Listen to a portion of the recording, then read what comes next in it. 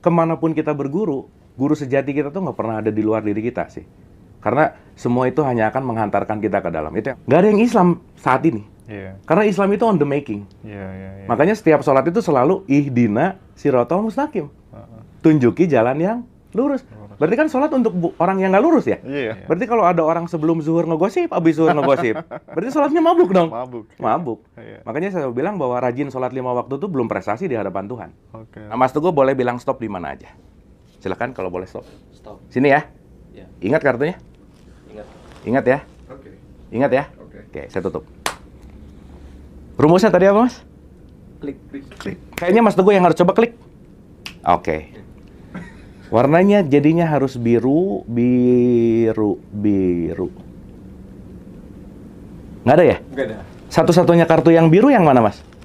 Ini. Boleh dibuka nggak?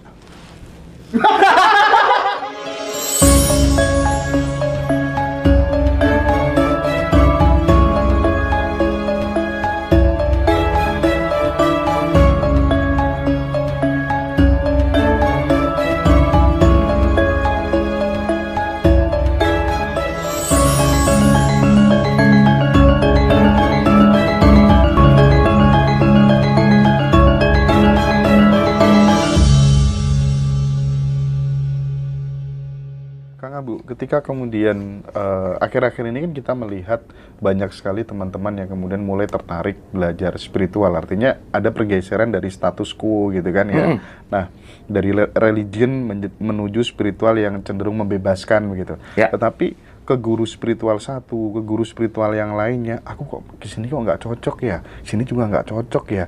Ini gimana? Karena banyak sekali case teman-teman kita yang seperti itu. Nah, supaya kemudian sampai ketemu life purpose-nya itu seperti apa menurut Kang Abu? Oke, mungkin kita akan bahas dulu dalam konteks ini, Mas. Kalau kita bicara masalah spiritual itu kan sebetulnya berbicara masalah kesejatian gitu ya. Dan saya rasa kita berangkat dulu dari arti guru dan murid, Mas. Karena guru dan murid itu beda antara pengajar dan siswa gitu. Kan beda ya? Sekarang dipikir bahwa guru itu atasan, murid itu bawahan. Bukan gitu. Murid itu dari kata dasar aroda. Aroda itu yang berkehendak. Jadi ini bukan urusan siapa yang di atas di bawah, enggak. Aroda. Siapapun yang berkehendak, pasti akan ditemukan jawabannya. Maka sering banget ya pasti, kalau muridnya siap, guru pasti datang. Ketika kehendakmu ada, semesta pasti nggak datangin. Betul. Karena aroda itu artinya adalah kehendaknya dulu gitu. Nah, yang menarik yang kita penting tahu dan sadari adalah guru itu kan artinya cahaya sebetulnya, bukan sosoknya. Jadi saya selalu bilang bahwa kalau saya sharing kemana-mana, saya itu nggak penting. Karena yang penting itu yang dititipkan dan yang dialirkan. Karena bukan siapanya, tapi apanya yang penting. Sama halnya sekarang gitu ya, sekarang tuh orang sibuk banget. Siapa yang salah sih? Kayaknya kita harus mulai berhenti deh ngomong siapa yang salah, tapi apa yang salah. Bukan siapanya gitu. Karena point of view-nya adalah apa itu sendiri gitu. Nah, berarti kalau kita berbicara tentang satu guru apa dan lain-lain, point of view-nya adalah siapapun yang di luar kita hanyalah pembuka jembatan untuk menemukan guru sejati yang di dalam gitu.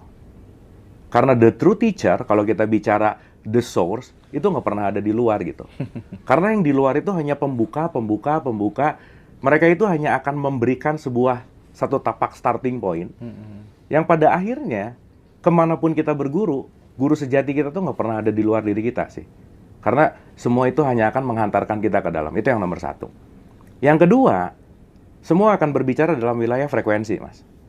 Karena like attract like ya. Betul. Frekuensi itu akan nggak mungkin yang tidak sefrekuensi itu dipertemukan tuh nggak mungkin. Itu nggak mungkin. Jadi kalau sekarang saya ketemu sama guru ini memang frekuensi saya di situ gitu. Makanya mau nggak mau kenyamanan itu kan tetap ada di situ gitu. Dalam konteks di situ ya bermain dengan frekuensi gitu.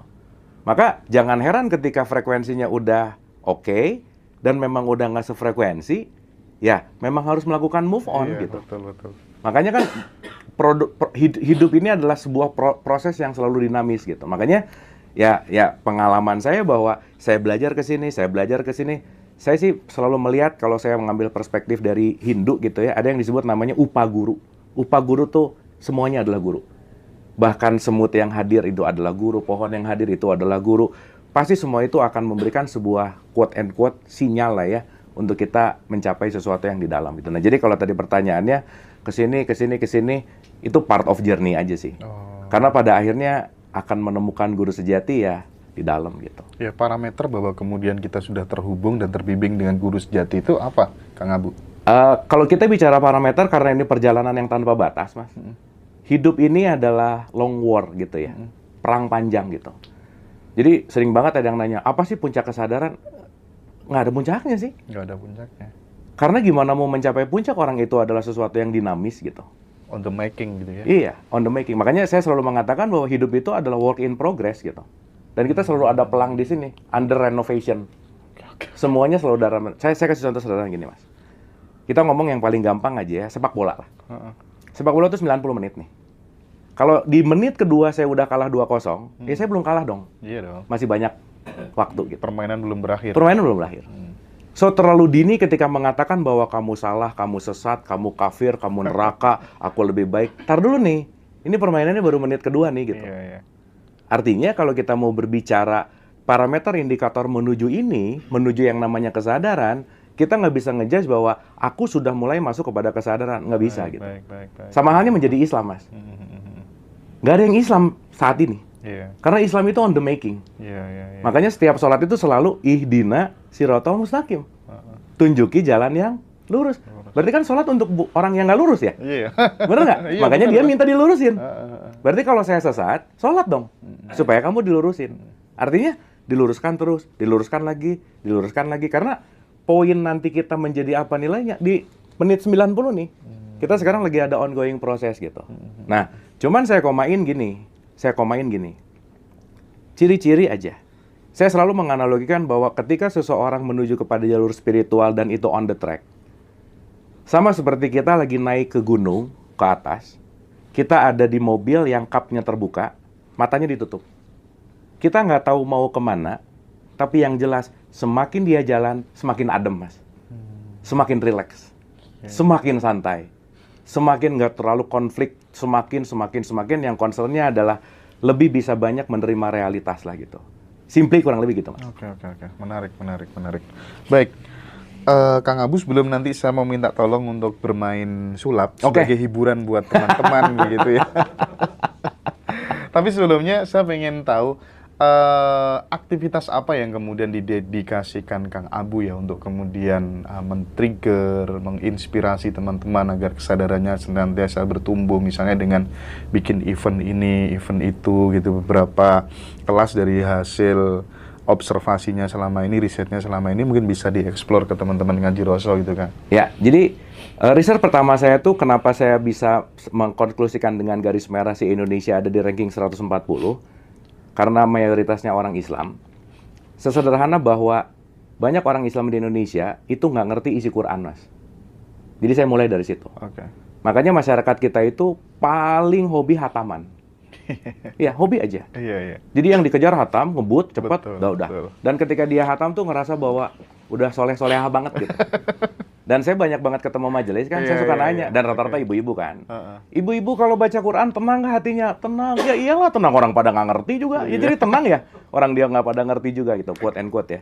Nah, saya mulai dari situ perjalanan. Jadi saya memperdalam namanya ayat bil ayat gitu di beberapa kiai gitu ya. Dan saya menemukan satu formulasi. Jadi di awal tuh saya membuat pelatihan karena concern saya di usia 07. Jadi 2013-2014 tuh saya bikin pelatihan gratis untuk guru-guru TK PAUD. Namanya Program Pemahaman Quran. Waktu itu karena programnya di-approve di Sulawesi Selatan. Jadi saya muter tuh dari ujung Toraja sampai Selayar. Itu kita, wah dahsyat lah. Itu sebulan bisa 4 event, 5 event. Gitu. Nah singkatnya adalah, satu sih Mas. Maaf ya, kita ngomong data nih. Kita tahu bahwa masyarakat Indonesia itu mayoritas Islam. Tetapi Indonesia dinobatkan sebagai netizen paling tidak beradab se-Asia Pasifik. Yes. Ya kita tahu itu ya. Microsoft mengeluarkan itu. Literasi kita tuh buruk banget, Mas. Saking, maaf ya. Kalau orang udah mulai malas mikir, pasti dia pengen cepat menilai orang. Jadi kalau dia malas mikir, pasti judgement aja. Artinya begitu dia dapat sesuatu nggak dibaca forward. Ini hoax kenapa gampang banget? Karena ya literasinya begitu. So that's why dari ilmu pertama dalam konteks tradisi Islam aja yang namanya ikro, baca. Udah deh, selesai aja. Nah, jadi saya di awal itu hanya memindahkan bahwa awalnya cuman baca, please sedikit mempelajari deh. Ngerti isi gitu.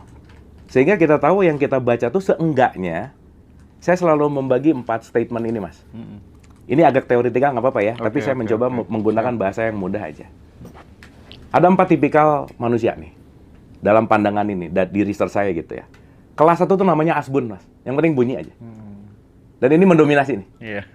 Bunyi doang dah. Yang kedua tuh dia punya knowledge, tahu. Yang ketiga paham, yang keempat sadar gitu.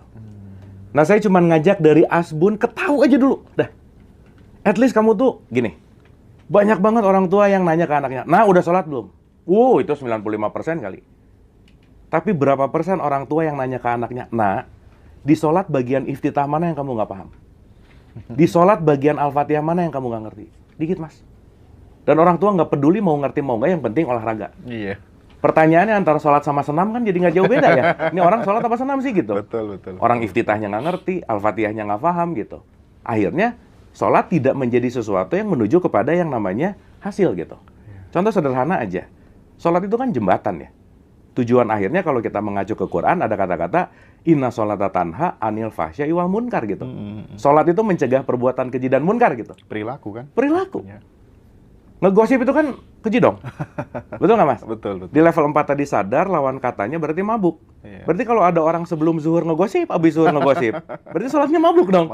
Mabuk. Makanya saya bilang bahwa rajin sholat 5 waktu itu belum prestasi di hadapan Tuhan. Prestasinya habis sholat kamu lebih dermawan nggak gitu. Perilakunya lebih baik nggak. Karena orang nggak bisa bedain mana jembatan, mana titik sampai gitu. Dan yang bahaya adalah ketika dia di jembatan, udah ngerasa sampai gitu. Akhirnya muter di ritual. Muter di syariat, tapi nggak nyampe ke titik ini. Nah, saya tuh sederhana sih, Mas. Saya cuman pengen membuat naik 3% misalkan. Changing paradigm dari level 1 nih, ke 2 aja.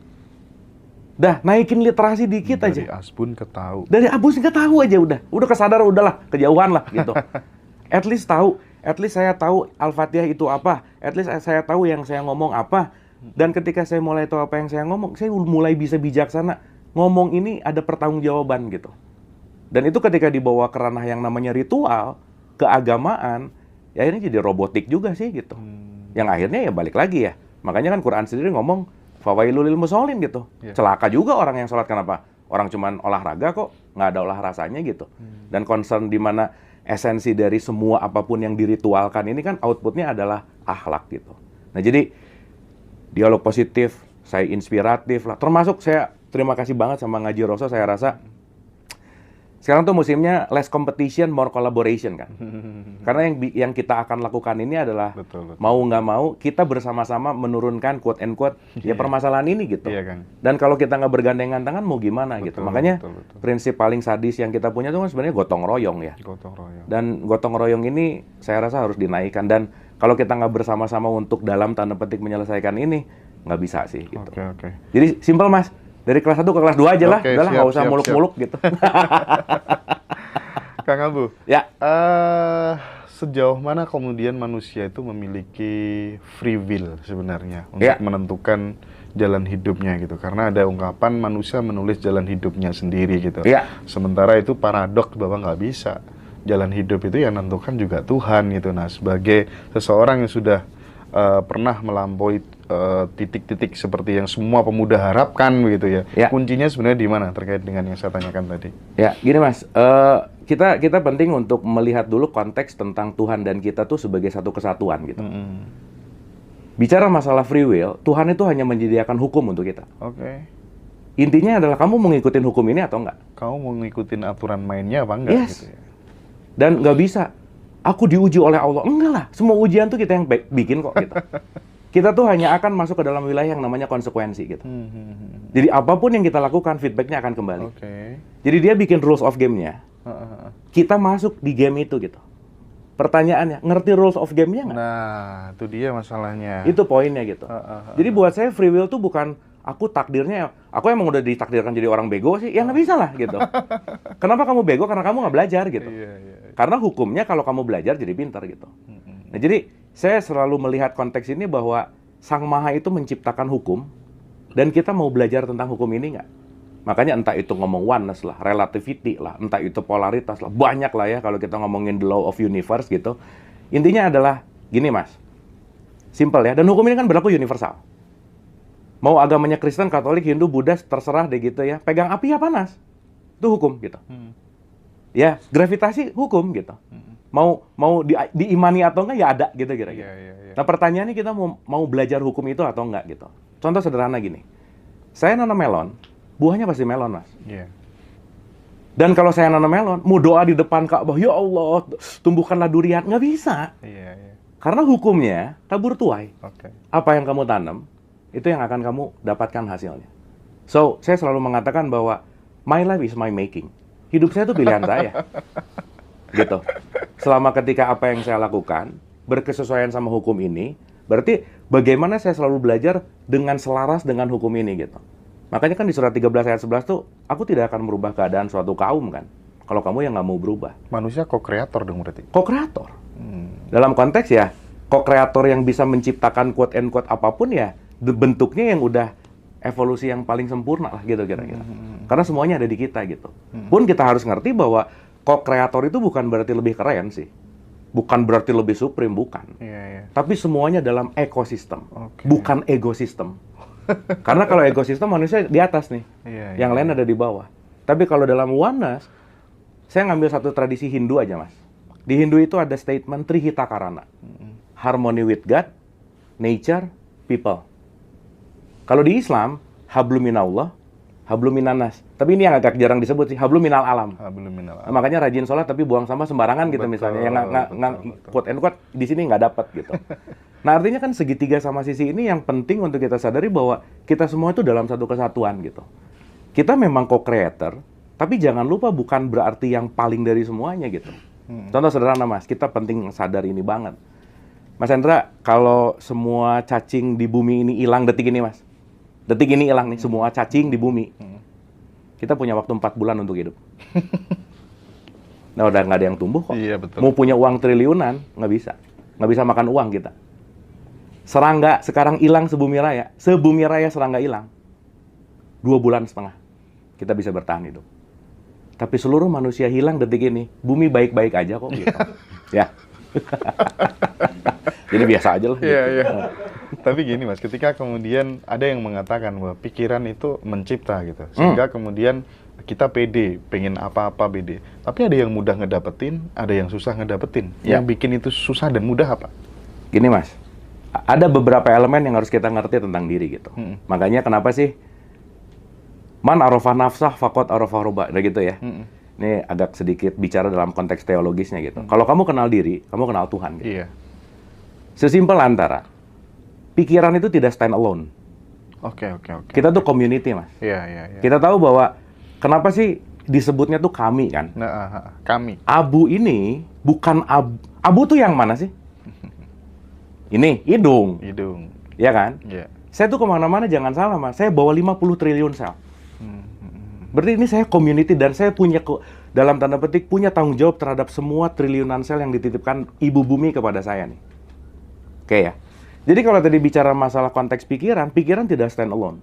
Dia tidak berdiri sendiri ya? Nggak berdiri sendiri. Maka antara pikiran, perasaan, energi, sama gerak, itu nggak bisa kalau nggak searah.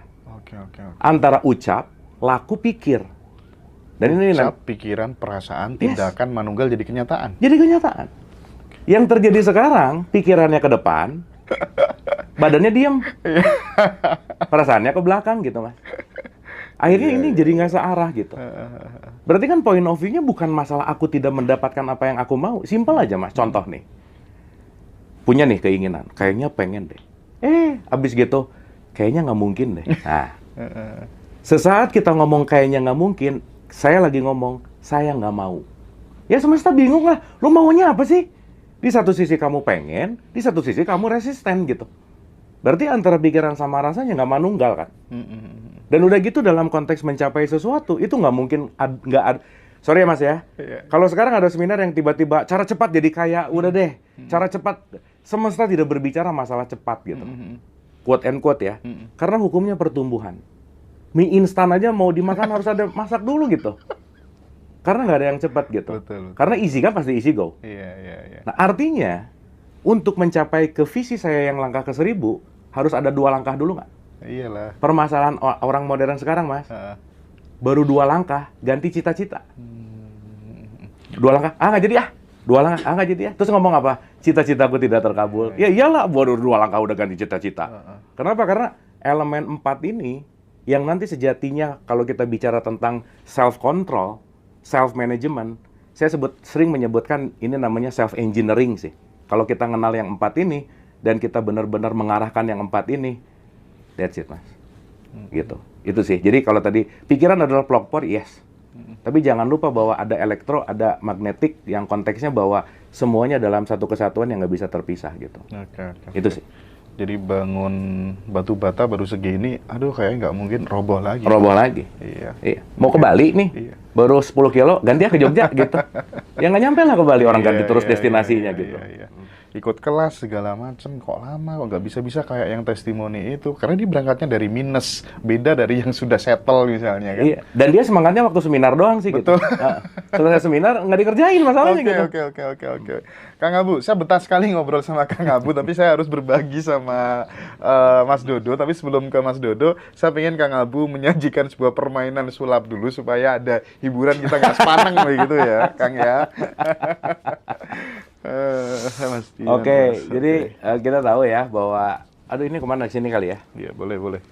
Saya perlu 1 korban nih. Boleh. Ambil aja. Ambil yang aja. mana? Mas, boleh kali Mas?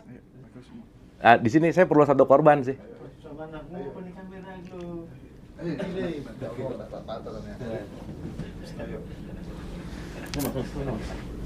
Ini nggak apa-apa. Ya nggak apa-apa ya Mas.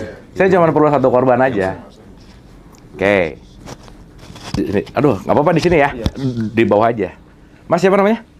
Mas Teguh. Mas Teguh suka main kartu nggak? Iya, pokoknya tahu nama kartu lah ya. Oke, jadi teman-teman yang di rumah nih ya, ini ada ya tahu kartu lah ya, kartu remi kan ya, suka main remi gitu. Oke, jadi gini Mas Teguh, Mas Teguh boleh bilang stop di mana aja. Stop. Oke, ambil kartunya. Yang paling di sini, yang paling atas. Nah, sip, dah. Mas Teguh lihat, saya jangan sampai lihat, udah? Udah ya, sip. Karena penonton juga harus tahu, saya akan tutup mata, liatin ke kamera ya, silakan. Udah ya. Jadi penonton di rumah tahu, Mas Teguh tahu ya. Oke.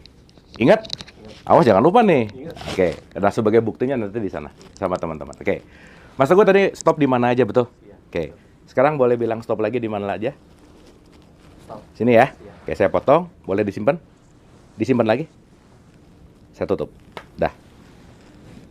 Kira-kira untuk saya bisa tahu kartunya susah nggak? Kan saya pesulap Mas, jangan ngomong susah dong. Ya susah lah ya. Karena kenapa? Tadi bilang stop di mana aja, ya kan? Dan tadi bilang stop lagi di mana, disimpan di tengah gitu. Nah, jadi gini Mas Teguh, cara paling gampang untuk mencari sesuatu, tinggal cari yang bedanya. Gini, kalau semuanya merah, kita akan sulit mencari yang beda. Tapi kalau ada satu yang beda, di antara merah ada warna lain, bisa gampang nggak? Bisa. Contoh.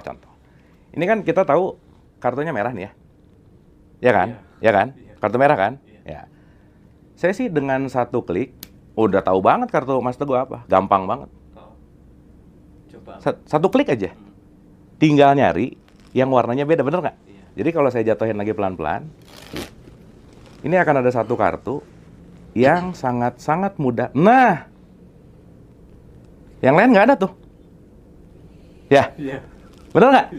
Cuma ada 1 tuh, bener nggak? Jadi gampang banget nggak nyarinya? Iya. Bener nggak? Iya Mas, iya. Lo cuma ada 1 loh? Iya. Betul ya? Betul. Oke, jadi ini satu-satunya kartu yang sebenarnya warnanya cuma beda sendiri. Jadi saya gampang banget, ya udah nggak usah pusing-pusing nyari aja mana yang. Tadi sama loh Mas. Tadi sama? Merah ya. Iya ya. Nah makanya saya klik. Nah, jadi saya dengan sangat pede. Kalau gitu kartunya pasti 2 wajik gitu. Ya udah tuh. Bener. Bisa ya, tapi kan warnanya merah kok jadi hitam. Iya. Kalau saya nyebutin saya jadi nggak sulap dong. Bener nggak Mas? Iya betul. Jadi satu-satunya yang biru adalah kartu yang Mas Teguh pilih. Iya, betul. Ya. Sekarang si kartu biru ini, saya simpan di sini ya. Simpan di sini. Iya. Oke. Sekarang pertanyaannya gini Mas Teguh. Kalau saya kocok kan jadi acak-acak nih ya. Iya. Stop di sini bisa ini. Iya. Ya. Oh. Kalau nanti stop lagi di sini bisa ini. Ya. Ya. Nah Mas Teguh boleh bilang stop di mana aja. Silakan kalau boleh stop. Stop. Sini ya. Ya. Ingat kartunya? Ingat. Ingat ya. Oke. Ingat ya. Oke. Oke, saya tutup. Rumusnya tadi apa Mas? Klik. Klik. Berarti ada kartu yang Beda. beda. Ah, Kalau udah beda gampang nggak? gampang. Gampang ya? Iya. Jadi kalau saya klik, saya buka pelan-pelan. Tinggal nyari yang warnanya beda. Bener nggak? Iya. Udah kelihatan belum? Belum. Oh iya, kliknya berarti kurang. Oke. Satu lagi. Iya, belum Klik. Mas, belum kelihatan. Mas. Belum kelihatan. Klik. Oke. Warnanya beda, Beda. supaya lebih gampang. Oke. Ingat kartunya tadi? Ingat. Oke. Betul? Belum. Kayaknya Mas Teguh yang harus coba klik. Oke. Warnanya jadinya harus biru. Nggak ada ya? Enggak ada. Satu-satunya kartu yang biru yang mana, Mas? Ini. Boleh dibuka nggak? Coba liatin ke penonton. Liatin ke penonton. Ini kartu yang tadi. Mantep ya. Luar biasa ya. Ada ya, Mas ya? Disitulah kita penting untuk menjunjung tinggi perbedaan. Karena dengan berbeda kita bisa banyak belajar. Maka rumus saya, bagimu agamamu, bagiku kau saudaraku. Bagiku kau saudaraku. Thank you Mas. Terima kasih, Mas. Terima kasih. Thank you. Luar biasa, luar biasa. Oke, Kang Duduk keren ya. Masya Allah, luar biasa, luar biasa. Belum pernah pesulap kesini ya? Oh belum. Lanjut Kang Duduk, silakan.